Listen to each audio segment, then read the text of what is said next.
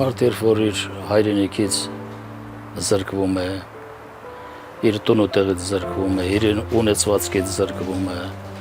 իր պապերի գերեզմաններից, իր հարազատների գերեզմաններից, իր շրջապատից, իր ընկերներից, իր ամեն ինչից մի խոսքով մարդ երբ որ զրկվում է, դա նրա համար երևի ամենավատ, ամենաանտանելի վիճակն է, հոգեվիճակի մեջ է, որ մարդ կարող է գտնվել։ Ես հենց այդ մարդկանց թվին եմ պատկանում, ճիշտ ասած, որովհետև ես իմ ողջ գիտակցական կյանքս նվիրել եմ իմ ժողովրդին։ 60 տարի, ուղիղ 60 տարի, այս տարի լրանում է 60 տարի ես բեմին եմ։ 60 տարի ես ծառայում եմ իմ ժողովրդին, հայ ժողովրդին։ Հայրենասիրություն եմ քարոզում նրանց։